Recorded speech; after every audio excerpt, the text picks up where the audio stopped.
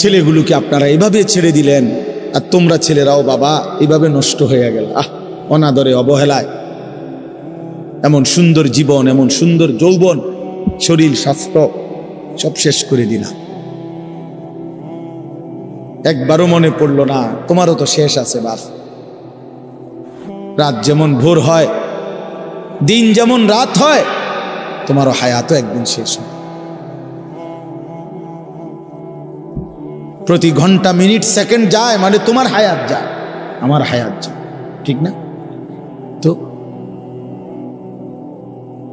আল্লাহ আমাদেরকে বুঝ দান করেন। এজন্য বাপ আমরা ভাবা উচিত, আমাদের এটা ফিকির করা উচিত।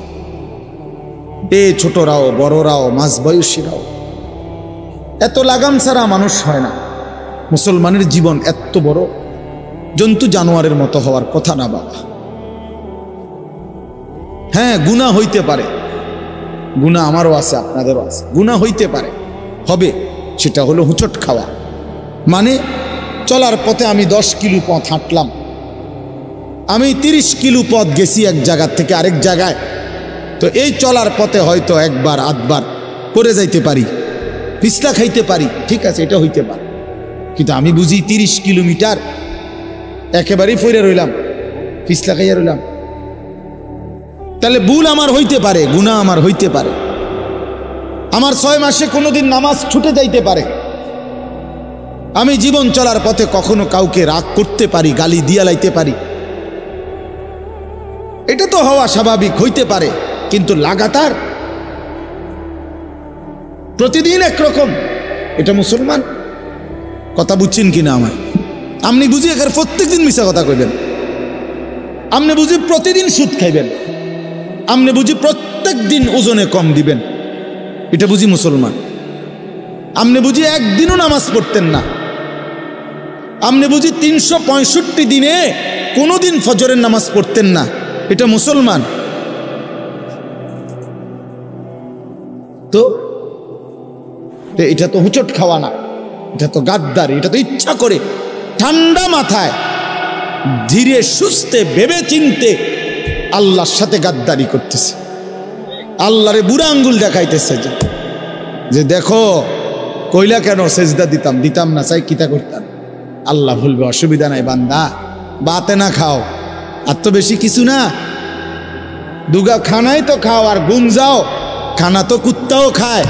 তবে মনে রাখো কবরে আইসো, একটা লাথি দাও আমু ফেরেস্তারে দিয়া, একটা লাথি, এক লাথিতে বুঝবা আমার নাফরমানির শাস্তি কি। কাল্লা সাউফা তা'লামুন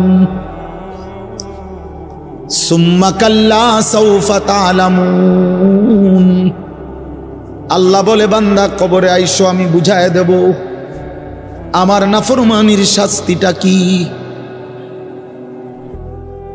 ফেরেশতা 2 কান বরাবর, আল্লাহর নবী বলছেন নাফরমানের কবরে ফেরেশতা ফায়াদরিবু দারবাতান বাইনা উযুনাইহি, 2টা কান বরাবর ঘাড়ের মধ্যে প্রত্যেকটা আঘাত করবে লোহার হাতুড়ি দিয়ে। ফায়াসিহু সাইহাতান, নাফরমান কবরে এত জোরে চিৎকার করবে, ইয়াসমাউহা মান ইয়ালিহি ইল্লা সাকালাইন। আল্লাহর নবী বলেন দুনিয়াবাসী, মানুষ এবং জিন ব্যতীত আল্লাহর সব সৃষ্টি ওই বেঈমানের কবরের চিৎকার শুনতে পাবে, এমন জোরে চিৎকার দিবে। একটা একটা আঘাত এভাবেই চলবে কিয়ামত পর্যন্ত,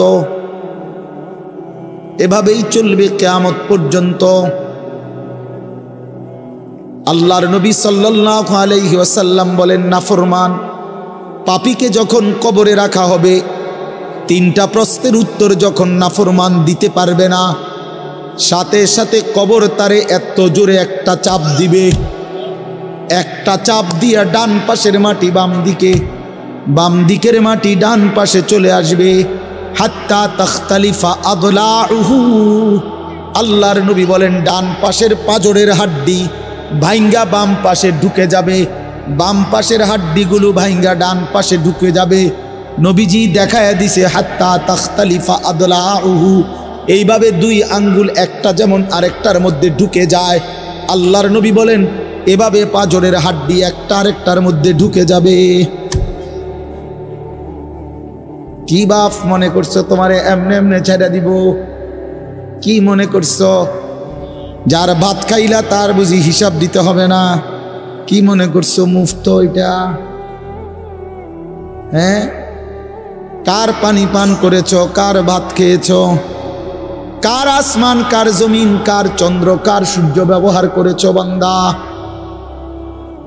কার এটা? তোমার আব্বার? শরীরটা তোমার বাপের নি, চোখ নাক কান তো তোমার আল্লাহর। আলাম নাজআল লাহু আইনাইন ওয়া লিসানান ওয়া শাফাতাইন। আল্লাহ বলে বলো না বান্দা আমি কি দুইটা চোখ দেই নাই? ওহ বাবা কথা কই, আমি কি জিহ্বাটা দেই নাই?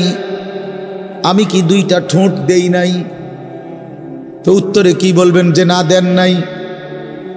কি বলবেন? কথা বলেন। তো এই কথা বলার হিম্মত আছে কারো যে আল্লাহ আপনি চোখ দেন নাই, আপনি ঠোঁট দেন নাই? কারো সাহস আছে কিনা এটা বলার? তাইলে আল্লাহই তো দিয়েছেন। আলাম নুসিহ জিসমাকা, হাদিসে আছে নবীজি বলেন আল্লাহ জিজ্ঞেস করবে হাসরের মাঠে, বান্দা বলো না আমি কি তোমার শরীরটা সুস্থ রাখি নাই? ওয়া নুরভিকা মিনাল মা, আমি কি প্রতিবার তৃষ্ণার্ত অবস্থায় তোমারে আমি আল্লাহ তো আমি কি পানি পান করাই নাই? আমি তো পানি পান করিয়েছিলাম, আমি তো তৃষ্ণা নিবারণ করেছিলাম, আমি তো ক্ষুধার চাহিদা পূরণ করেছিলাম, আমি তো কায়নাতের সূর্য চন্দ্র আলো বাতাস দিয়েছিলাম। ওয়াজআলনা নাওমাকুম সুবাতা, আল্লাহ বলে সারাদিনের ক্লান্তি দূর করার জন্য রাত্রি গভীরের ঘুম আমি আল্লাহই তো বানিয়েছি। ওয়াজআলনাল লাইলা লিবাসা, অন্ধকার কালো চাদর দিয়ে ঢেকে পৃথিবীটাকে অন্ধকারাচ্ছন্ন করে দিয়েছি আমি আল্লাহই তোমার ঘুমের উপযুক্ত পরিবেশের জন্যে।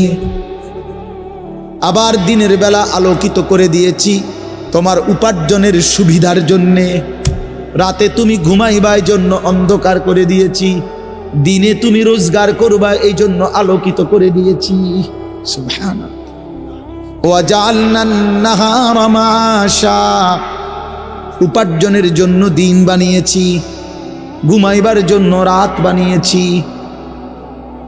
ওয়াজআলনা সিরাজান ওয়াহাজা, একটা উজ্জ্বল সূর্য আমি আল্লাহই বানিয়েছি। وأنزلنا من المعصرات ماء ثجاجا, জমাট বাঁধা মেঘ থেকে আমি আল্লাহ অঝোর ধারায় বৃষ্টি নামিয়েছি। এই জমিনটাকে সিক্ত নরম করেছি, ছোট্ট ছোট্ট ছিদ্র বানিয়েছি। তোমার অনাদরে ফেলে দেওয়া দানা আমি আল্লাহ কুদরতি স্বয়ংক্রিয় মেশিন দিয়ে আমি আল্লাহ জমিনের নিচে আমি নিয়ে এসেছি। কয়দিন পরে আবার আমি আল্লাহ সেই ছোট্ট দানা থেকে নতুন গাছ বের করে দিয়েছি। লিনুখরিজা বিহি হাব্বান ওয়া নাবাতা, তাহলে রিজিকের ব্যবস্থা আমি করলাম, ঘুমের ব্যবস্থা আমি করলাম, উপার্জনের পরিবেশ আমি করে দিলাম, শরীর স্বাস্থ্য জীবন যৌবন আমি দিলাম। আমি কেন সেজদা পেলাম না? আল্লাহ যদি বলে বান্দা আমি কি অপরাধ করলাম, আমি তোমারে এত কিছু দিয়ে আমি কি অন্যায়টা করলাম যেই অপরাধের কারণে তুমি আমারে সেজদা দিলা না? কি বলবা যুবক? নাফরমান যুবক কি বলবা? অসভ্য যুবক যে নামাজ পড়ো না, হাইওয়ান তুমি কি বলবা? তুমি মানুষ না জানোয়ার? বেনামাজি তুই মানুষ না জানোয়ার? বল, মানুষ না জানোয়ার বল বেটা। অনেক বেহায়া এখনো হাসে এইখানে, এত বড় অসভ্য বেহায়া, এই বেহায়া এখনো হাসে। চিন্তা করছো নি? হ্যাঁ, এত বড়, এত নির্লজ্জ, এত বড় অসভ্য যে এখনো হাসে। অর্থ হইল আমারই কর, বুঝেন নাই? বুঝতেছে সে আমারই কয়। আহ আহ আমার মনে হয় কুকুর রে কইলে কুকুর মাথা নামাইলে লই। আহা আমাদের সন্তানদের হালাত কত নাজুক, চিন্তা করে দেখে। মুসলিম সমাজে বসবাস করে, বাপ মুসলমান, মা মুসলমান, চারিদিকে মসজিদ, চারিদিকে মাদ্রাসা, কত দাড়িওয়ালা, টুপিওয়ালা, পাঞ্জাবিওয়ালা, প্রতিদিন মসজিদের মিনারা থেকে উচ্চ কণ্ঠে মাইকের হর্ন দিয়ে আজান হইতেছে। এত বেশি মাইক, হর্ন, মসজিদ, মাদ্রাসার পরিবেশের মাঝখানে থাইকাও এটা কত বড় গাদ্দার, কত বড় গাদ্দারা নাফরমান। এত সুন্দর চারদিকে মসজিদ, মাদ্রাসা, আলেম ওলামা, দাড়ি টুপি, মাদ্রাসার পরিবেশের ভেতরে থাইকাও জানোয়ারে একটা সেজদা দেয় না। কত বড় নিকৃষ্ট জানোয়ার, চিন্তা করছে। এই বাপ, এমন সন্তান পাইলা কবরে যাই আফসোস ছাড়ার কিচ্ছু নেই। আজকে যদি এই আফ্রিকার জঙ্গলে থাকতো তাহলে হয়তো যে বাবা এত বড় আফ্রিকার জঙ্গলে ছিলাম, যেখানে কোনো দিন কোনো আজান হয় নাই, যেখানে কোনো মসজিদ দেখি নাই, মাদ্রাসা দেখি নাই, আল্লাহ চিনব কোত্থেকে? আমি তো আফ্রিকার জঙ্গলের ভিতরে থাকতাম। বলেন একটা ছেলে, বলেন এই ছেলেগুলো বেনামাজি যে ছেলেগুলো, এদেরকে জিজ্ঞাসা করেন যে বাবা তুই কি আল্লাহ চিনলি না, না রাসূল চিনলি না? তুমি বাবা কি মসজিদ চিনলা না, মাদ্রাসা চিনলা না? কোনোদিন কি কোরআন দেখলা না? কারো লাশ, কারো জানাজা, কারো কবর কিছুই দেখো নাই? কিচ্ছুই তোমার কলজার মধ্যে কোনো এক বিন্দু কোনো বিবেক অনুভূতি জাগাইলো না? শুধু নারী, শুধু একটা মোবাইল, শুধু একটা ছবি, শুধু একটা অশ্লীল দৃশ্যের কাছে হেরে গেলা। ছেলেরা বলো বাবা, তোমরা বলো কার কাছে হাইরা গেলা? কেমনে হাইরা গেলা তুমি? তোমার বাপ মুসলমান, মা মুসলমান, তোমার ঘর মুসলমান, তোমার দাদা দাদি, নানা নানি, চাচা মামা, ফুফা খালু সব মুসলমান, তোমার এলাকার চারদিকে আজান হয়, তোমার মহল্লার প্রত্যেক গলিতে গলিতে মাদ্রাসা আছে, কোরআনের ঘর আছে, তোমারই কোনো না কোনো চাচাতো ভাই, মামাতো ভাই, ফুফাতো ভাই, আত্মীয় কেউ না কেউ হাফেজে কোরআন আছে, আছে না? তালেবে ইলম আছে, মাদ্রাসায় পড়ুয়া আছে। এত কিছু দেখার পরেও যার কলিজায় এক ওয়াক্ত নামাজ পড়তে মন চায় না, তার দিল পাথরের চাইতে শক্ত, তার দিল জন্তু জানোয়ারের দিলের চাইতে নিকৃষ্ট। কারণ এ বড় শক্ত হারামি, মনে রাখে। সে কিছুই মনে করে না আল্লাহকে, কিছুই মনে। এত মসজিদ মাদ্রাসা, এত নামাজ রোজার এত চিহ্ন দেখাও তে কয় আমি কিছুই বিশ্বাস করি না। আমি বিশ্বাস করি আমার জীবন হলো মোবাইল, আমার জীবন হলো নারী, আমার জীবনের অর্থ হলো ছবি, আমার জিন্দিগির মাকসাদ হলো উলঙ্গ ছবি দেখা, নর্তকী দেখা, জিনা ব্যভিচারের দৃশ্য দেখা, মদের আড্ডা, জুয়ার আড্ডা, নারীর আড্ডা, কোনো অশ্লীল মেয়ের পিছনে জীবনটা শেষ করে দেওয়া, খালাস। আমি বুঝছি এটাই জীবন। কিসের মসজিদ, কিসের মাদ্রাসা, কিসের আল্লাহ, কিসের রাসূল, আমি এগুলা বুঝি না।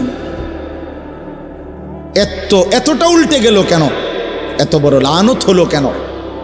বলেন বাবা। অতএব আপনাদের কাছে অনুরোধ করলাম, আপনারা আপনাদের বিবেককে নিয়ে ভাবেন। তোমরা ছেলেরাও বাবা রাগ হইও না, বুঝতে শিখো বাবা। কে ফিরাবে তোমাদেরকে? কে ফিরাবে? কে ফিরাবে? কে ফিরাবে বাপ? তোমরা কি কোনোদিন মরবা না? আজ যদি মৃত্যু হয়, যে জিন্দিগি নিয়ে কেমনে কবরে যাইবা? ঠিকবা কেমনে?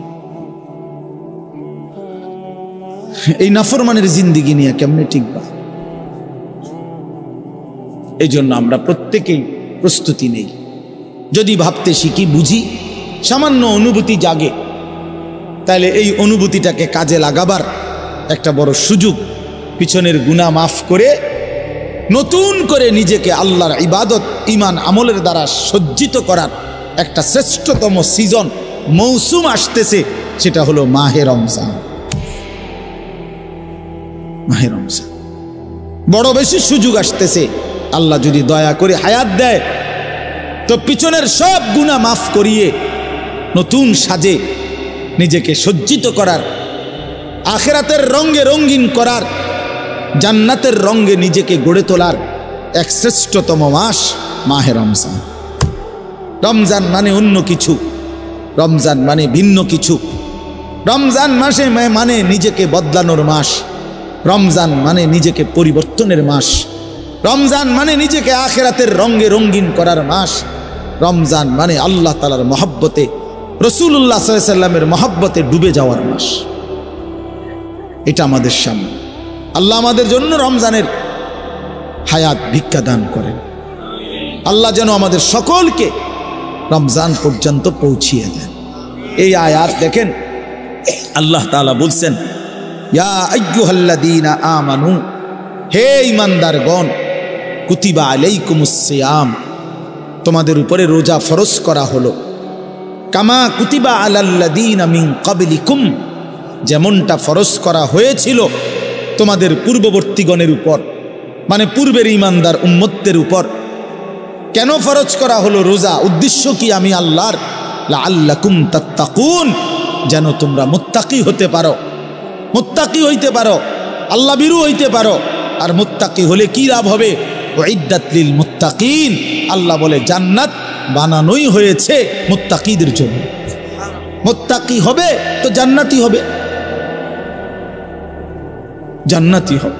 এই আয়াতটার অল্প একটু কথা, আমি এই আয়াতটাই পড়ছি সূরা বাকারার 183 নম্বর আয়াত, দ্বিতীয় পারা, দ্বিতীয় সূরা। এটার উপর আর একটু কথা বললে আমার কথা শেষ। আমরা আমাদের যদি পরিবর্তন চাই, পরিবর্তনের সুযোগ মাহে রমজান। আমরা যদি আখিরাত সাজাইতে চাই, আমাদের জন্য শ্রেষ্ঠ সুযোগ মাহে রমজান। আমরা যদি ঘুরে দাঁড়াইতে চাই, আমাদের জন্য শ্রেষ্ঠ সুযোগ মাহে রমজান। মাহে রমজান, যে আল্লাহ নাফরমানির এই জিন্দিগি আমি ছেড়ে দেব, আপনার রঙে রঙিন হব, তাইলে শ্রেষ্ঠতম সুযোগ মাহে রমজান। মাহে রমজানের মধ্যে অসম্ভব শক্তি আছে, মাহে রমজানের মধ্যে অসম্ভব পাওয়ার আছে। আল্লাহ বলছে, রমজানে বান্দা আইসো আমার কাছে, রাত দিন 24 ঘন্টা আমি আল্লাহ জাহান্নাম থেকে মুক্তি দিতে থাকব। ওতাকাউ মিনান নার, জাহান্নাম থেকে মুক্তি দেব, সারা রাত মুক্তি দেব, সারা দিন মুক্তি দেব। রমজানের প্রতি ঘন্টা, প্রতি মিনিট, প্রতি সেকেন্ড হীরা মণি মুক্তা জহরতের চাইতেও কোটি গুণ বেশি দাম, কোটি গুণ বেশি।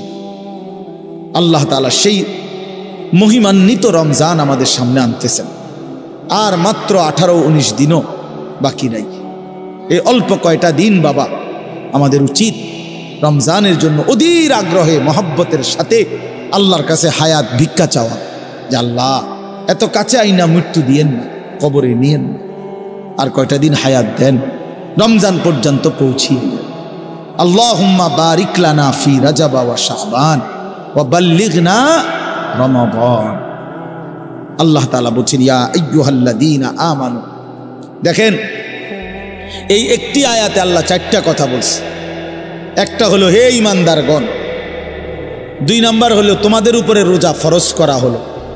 3 নাম্বার হলো, যেমনটা ফরজ করা হয়েছিল পূর্ববর্তীদের উপরে। 4 নাম্বার হলো, যেন তোমরা মুত্তাকি হতে পারো। কয়টা কথা হলো? এই 4টা কথার আমি 4টা আলগা সংক্ষিপ্ত একটু ব্যাখ্যা বলি। 1 নাম্বার হলো, হে ঈমানদারগণ, এটা আল্লাহ আমাদেরকে ডাক দিয়েছেন। তাফসীরের মধ্যে আছে, আদম আলাইহিস সালাম থেকে নিয়ে আমাদের নবী পর্যন্ত, ইতিপূর্বে আমাদের নবীর আগে যত নবী পৃথিবীতে আল্লাহ পাঠাইছেন, ওই নবীদের উপরে যারা ঈমান আনছিল, ওই নবীদের আমলে তাদের কাউকে কোনোদিন আল্লাহ তাআলা এই শব্দ দিয়ে, হে ঈমানদারগণ, ইয়া আইয়ুহাল্লাযীনা আমানু বলে ডাক দেন নাই।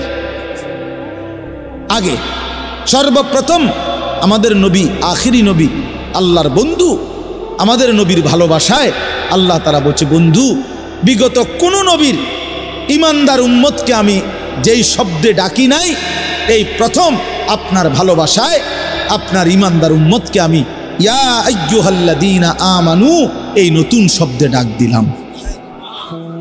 হে ঈমানদারগণ, হে ঈমানদার, তোমরা আমার। তাফসীর ইবনে কাসিরের মধ্যে আছে, যে ঈমানদার সে আল্লাহর বন্ধু, যে মুমিন সে কার বন্ধু? আল্লাহর বন্ধু। আল্লাহর বন্ধু, মুমিনের বন্ধু আল্লাহ, আল্লাহর বন্ধু মুমিন, আল্লাহর বন্ধু মুমিন। এই জন্য তাফসীরে লিখছে, হে ঈমানদারগণ, এই কথার আরেকটা তর্জমা এটা, হে আমার বন্ধুগণ। আল্লাহ যেন ডাক দিয়া বলছে, হে আমার বন্ধুগণ, তোমরা আমার বন্ধু, তোমরা আমার। আমি বানাইছি বহু জনেরে, তোমগরে বানাইছি আমার জন্য, আমার জন্য। তোমরা আমার, তোমরা আমারে মেনে নিয়েছ, তোমরা আমার কালেমা পড়েছ, তোমরা আমার রসুলকে মেনে নিয়েছ, অতএব তোমরা আমার।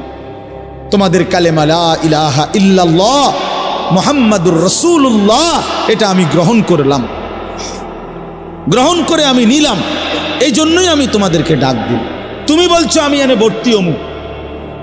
ওই যে আমারে মোহাম্মদে বলছে, তার ছোট ভাই হাফেজ মুশাররফ কয়, আমার আজকে বললো যে হুজুর ভর্তি করামু আপনার মাদ্রাসায়, তো কি কোন সময় আমু, ফরম নিয়ম কানুন কি? আমি এত কথা তোমার দরকার কি, হাতে ভর্তি হইব সারছে তো আর কি।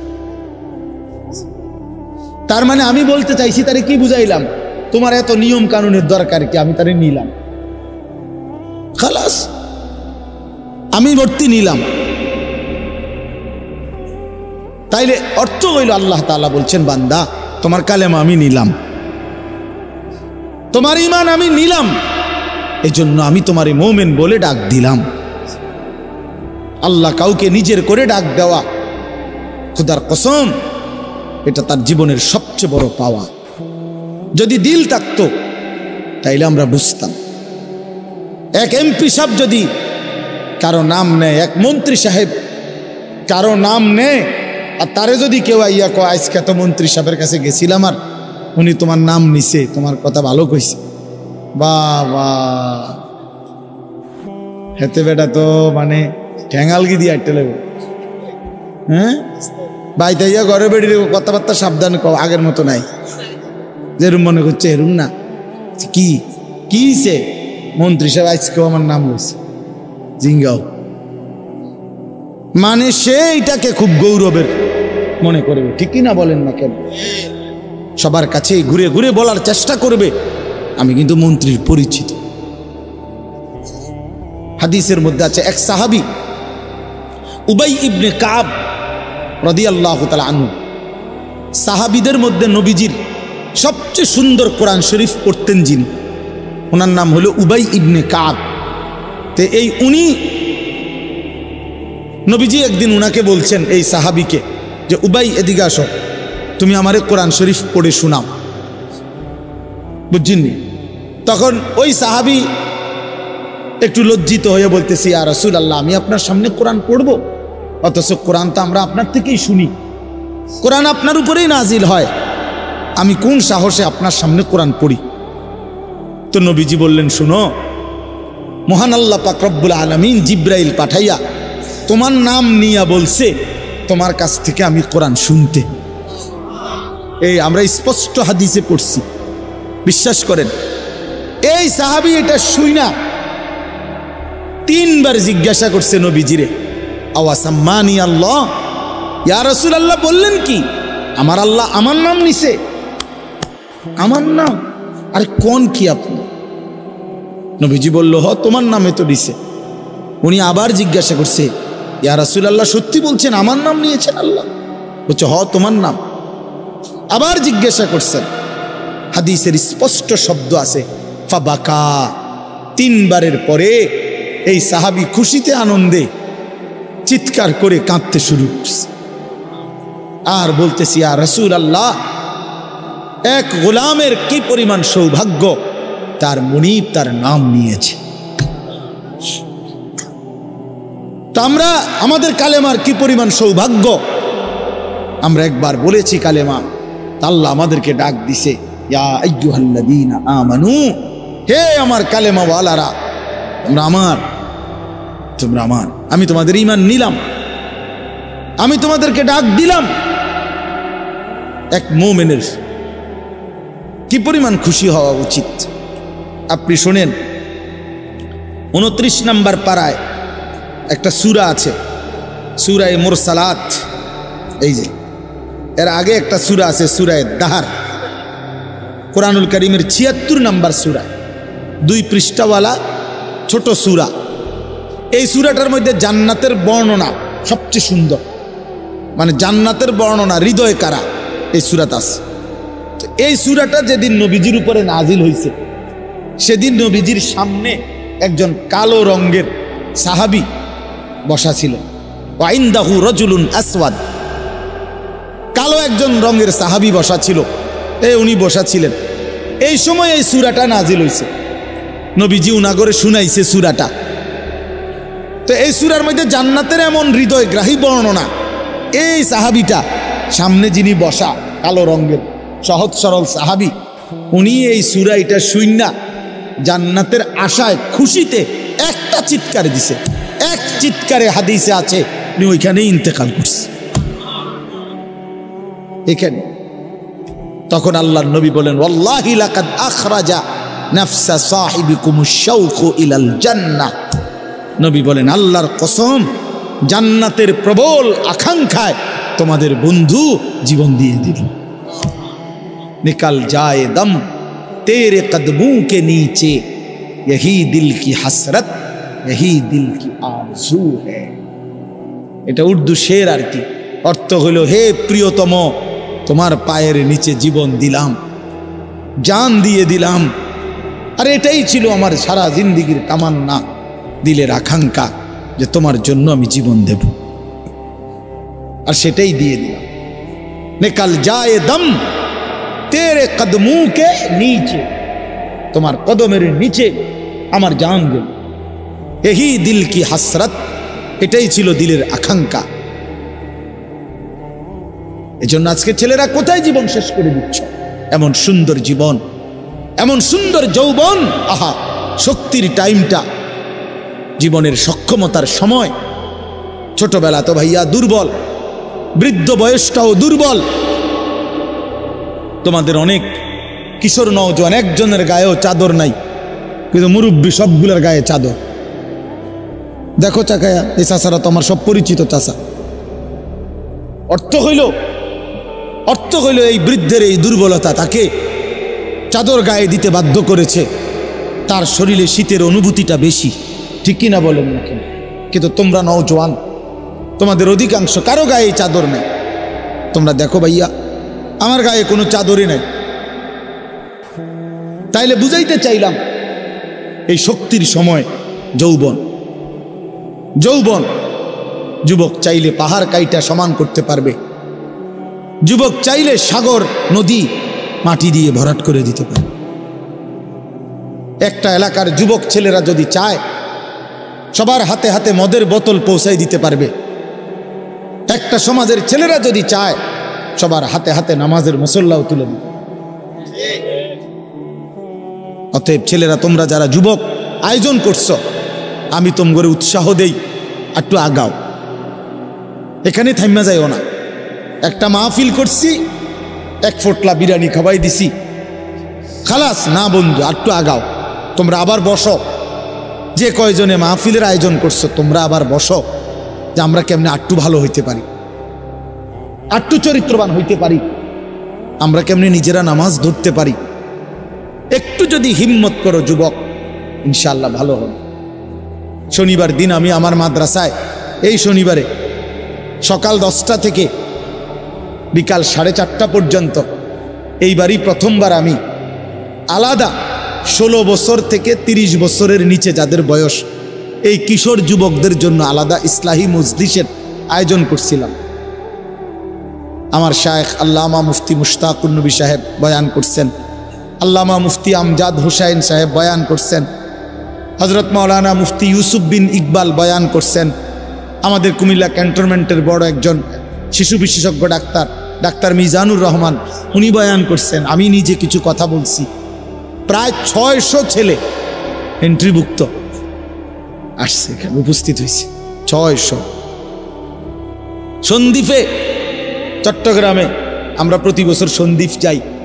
সেখানে 4-5টা ছেলে ফজরের নামাজের জন্য, তারা বন্ধু, কলেজের ছেলে, 4-5 জন ছেলে মাত্র। ওরা একদিন সিদ্ধান্ত নিছিল, ওরা সবসময় ফজরের নামাজ পড়তো, তো ওরা একদিন সিদ্ধান্ত নিছে যে ফজরের পরে তারা সন্দ্বীপ তো সাগরের পারে, তো সাগরের পারে হাঁটতো তারা। তো তারা একদিন সিদ্ধান্ত নিছিল আজ থেকে 1 বছর আগে যে আমরা সকালবেলা না হাইটা চলো আমরা বন্ধুদেরকে ফজরের জন্য জাগাই, ফজরের ক্যাম্পেইন করি, ফজরের জন্য গণসংযোগ করি। এই 4-5 জন ছেলে উদ্যোগ নিয়ে শুরু করছে। ঠিক 1 বছরের মেহনতে এই গত নভেম্বর, 24 সালের নভেম্বরে আমি গেছি মাহফিলে। ওইখানে তারা আমার লিস্টেড, ফজরের পরে আমি তাদের জন্য আলাদা বয়ান করছি, তাদের আলাদা মাহফিল হয়েছে ফজরের পরে। মানে রাইতে আমি যেই প্যান্ডেলে ওয়াজ করছি ওই প্যান্ডেলটা তারা সকালের জন্য আবার ভাড়া নিছে। বুঝেন না এই কথা? আমি ওখানে ছিলাম, আর ওখানে রাত্রে আসা যায় না, ওইটা সন্দ্বীপে স্পিড বোট দিয়ে আইতে যাইতে হয়, তো রাইতে আওয়ানের সিস্টেম নেই, থাকতে হয়। এই জন্য ফজরের পরে আবার বয়ান করছি 1.5 ঘন্টা। তো ওরা, আমি বললাম এত ভোরে ছেলেরা আইবনি, কয় হুজুর আসবে ইনশাল্লাহ, আপনি দেখেন। তারা আমারে দেখাইছে কাগজে কলমে লিস্টেড করা প্রায় 4,500 ছেলে এখন ফজরের নামাজ জামাতে। যুবক চাইলে কি না পারে, যুবক চাইলে ভাঙতে পারে, যুবক চাইলে গড়তে পারে, যুবক চাইলে বুলডোজার দিয়ে সমান করে লাইতে পারে, সমান করে ফেলতে পারে। আবার সেই ভাঙার উপরে যুবক চাইলে গড়তেও পারে। আল্লাহ তাআলা নওজোয়ানের শরীরে অসম্ভব হিম্মত দান করছে, অসম্ভব হিম্মত। এই জন্য বাপ, আমি যুবক যারা তাদেরকে উৎসাহিত করলাম। মহান আল্লাহ পাক রব্বুল আলামিন আমাদেরকে বলছেন, আমি তোমাদের ইমানদার, ইমান নিলাম, আমি ইমান দিছি বান্দা। আমি গত বছর যখন তাবলীগের সফরে ছিলাম দিনাজপুর জেলায়, গত বছর আগস্ট মাসে 72 বছর বয়স্ক একজন হিন্দু লোককে কালেমার দাওয়াত দিছিলাম। ওনার 2 ছেলে মুসলমান, ওনারে আমি 2.5 ঘন্টা কালেমার দাওয়াত দিছি। আমরা 3 জন আলেম মিলে কত অনুনয় বিনয় করছি, কাকুতি মিনতি করছি, কাঁদছি, চোখের পানি ফেলছি। একটা বার চাচা কালেমা পড়েন, আপনার ছেলে মুসলমান, ছেলের বউ মুসলমান, আপনার নাতি নাতনি সব মুসলমান, আপনি এখনো বসে আছেন কেন? আহা, এই 72 বছর হয়ে গেছে। বুড়া মিয়া কয়, আমি না, আমি ওটা বলবো না, বলে নাই। আমি আমার সাথীদের কাছে, আমার 26 জন সাথী নিয়ে চিল্লায় গেছি, 16 জন আলেম, এক চিল্লা সফরে 950 মানুষ আল্লাহর রাস্তায় বের হয়েছে চিল্লার জন্য। আলহামদুলিল্লাহ, আল্লাহই করাইছে। তো বলতেছিলাম, আমি সাথীদের কাছে এসে বলছিলাম যে দেখেন, 72 বছর বয়স হয়ে গেছে, এক আল্লাহর বান্দা, তার জবান দিয়া কোনোদিন তার মালিকের নামটা বের হয়। আমারে আপনারে আল্লাহ তাআলা কত বড় তৌফিক দিছে যে আমরা কত 1000 বার, 1,00,000 বার কালেমা লা ইলাহা ইল্লাল্লাহ মুহাম্মাদুর রাসূলুল্লাহ, এটা যে আমরা পড়তে পারি, পড়তে পারছি, এই সৌভাগ্যের কৃতজ্ঞতা কি? এটা যদি আল্লাহ আমগো জবান দিয়ে কোনোদিন না বলাইতো। কথা বলে না বাপ?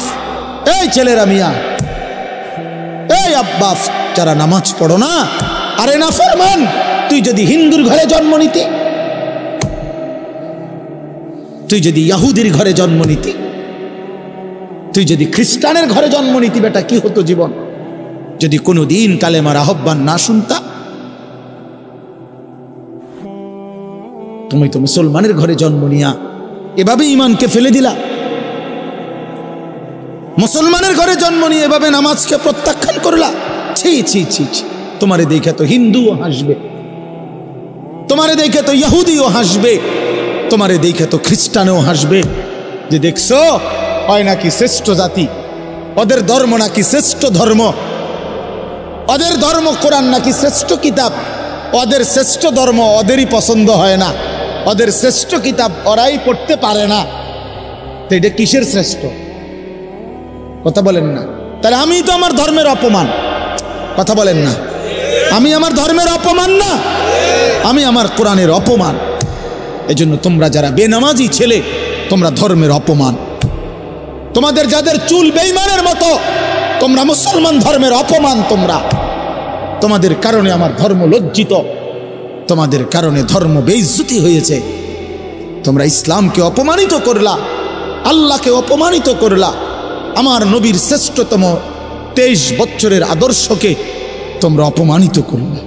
এই অপমানের বিচার আল্লাহ করবে, মনে রাখো। ছেড়ে দিবে না বাপ। আল্লাহ কোরআনে বলছে, বান্দা আমি 1 সেকেন্ড ছাড়বো না, আমি হিসাব নিব। তুমি আমারে কি মনে করছো বান্দা? বাদ্দুগা খাওয়াইছি দেখে তুমি মনে করছো আমি মাতি না? হ্যাঁ, কিতা মনে করছো? এ পেশাব পায়খানা আর ভাত তুমি মনে করছো? আমি কিছুই বলবো না, কিছুই বলবো না। তুমি জানো না ফেরাউনকে শোয়াইছে কে? তুমি জানো না কারুনকে শোয়াই দিছে কে? তুমি জানো না নমরুদ সাদ্দাতকে নিশ্চিহ্ন করে দিয়েছে কে? তুমি শোনো নাই? তুমি আন্দাজ করো নাই আমি আল্লাহ কেমন? এই পৃথিবীর কত অবাধ্য জাতিকে আমি আল্লাহ ধ্বংস করে দিয়েছি, শোনো নাই? কই, গোটা পৃথিবীর সমস্ত আধুনিক প্রযুক্তি থাকার পরেও তো বাবা আমেরিকার ওই বেঈমানরা ক্যালিফোর্নিয়ার লস অ্যাঞ্জেলস তাদের একটি স্টেট আগুনে দাবানলে পুরে ছাই হয়ে গেছে। লক্ষ লক্ষ কোটি কোটি মিলিয়ন বিলিয়ন ডলারের এক এক বিল্ডিং। আপনারা মুরব্বীরা মিলিয়ন বিলিয়ন ডলার কি তাই বুঝতেন না? কয়টা আপনি 1 মিলিয়ন বিলিয়ন ডলার কত টাকা? কমপক্ষে 300 টাকার বেশি। মানে আপনি এটি বুঝতেন না, তেহাইনি এটা বুঝতেন না। কথা বুঝছেন কিনা? হ্যাঁ, আমরা কিতাবে পড়ছি এক বুজুর্গকে, হ্যাঁ, একটা জিনিস দামি ওনার কাছে ছিল, তো ওনার কাছে বলছি এটা আপনি বিক্রি করে দেন। কত মূল্য? উনি বলছে 100 দিরহাম, 100 টাকা। তখন উনি যখন বিক্রি করে দিছে, ওনারে 100 দিরহাম দিছে। তো অন্য কেউ ওনারে পরে বলছে, হায় হায় জনাব, আপনি তো বহুত বড় ঠকছেন, মাত্র 100 টাকা দাম চাইলেন, এটার দাম তো আরো অনেক। তো উনি বলছেন, আল্লাহর কসম 100 টাকার উপরে, 100 দিরহামের উপরে কোনো সংখ্যা আছে? আমার তো এটা জানা না, আমার তো এর উপরে কিছু জানা নাই। আমার মেজো বোনের বিয়ে যখন হয়েছিল, মেজো বোন, আমি তখন প্রাইমারি শেষ করে মাদ্রাসায় ভর্তি হয়েছি। এই সময় আমার বোনের বিয়ে হয়েছে। তো বোন জামাই যখন ওই আগে ছোটবেলায় বিয়ের দিন বোন জামাই যখন আসছে, তখন শরবত খাওয়াইছি যে গেইটে নাকি, তখন কিছু টাকা দিতে হয় না, যে শরবত খাওয়ায় তারে। তো আমারে 100টা টাকা দিছে উনি প্রথম। তো এগুলা নাকি ওনার কাছে আরও টাকা ছিল, তো এগুলো ওই আর একটু সাফাসাফি করলে আরও দেয়, আরও কিছু দেয়, না মানলে আরও দেয়, এমনি এমনি নিয়ম ছিল। আমার 100 টাকা দিছে, আর এটা দেখে আমি একটা দৌড়ে আইয়ালাইছি। আমার পুরো মনে আছে, একেবারে কসম, আমার পুরো এখনো মনে হইলো আর এই কথাটা। আমার একেবারে আমার ভাই, চাচাতো ভাইটাই বা অন্যরা এত দমকাইছে, বেউকুফ 100 টাকা লইয়া দৌড় দিয়ে আইয়ালাইছ। আমি বলছি, আমি তো আসলে এর চাইতে বেশি টাকা জীবনে আর দেখিনি। তো বলতে চাইলাম, হাজার হাজার কোটি কোটি মিলিয়ন ডলারের এই বাড়ি ভবন, এগুলো পৃথিবীর সর্বাধুনিক প্রযুক্তি দিয়ে, অত্যাধুনিক প্রযুক্তি থাকা সত্ত্বেও, আধুনিক সরঞ্জামাদি থাকার পরেও বাপ আল্লাহর দেওয়া আযাবে আগুনে যখন জ্বলছে, এই কয়দিন হইল, কোনো বেঈমানে 1 সেকেন্ডের জন্য আগুন নিভাইতে পারে না। 14,000 ফায়ার সার্ভিস কর্মী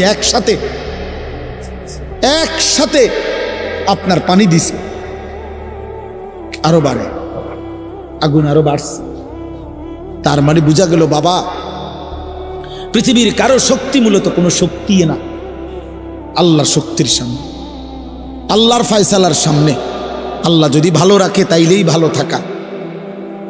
হ্যাঁ, আপনার টাকা তো আছে 1000 কোটি টাকা, কিন্তু আপনার ফেডে অসুখ, আপনি টেহা দিয়ে কিনবেন।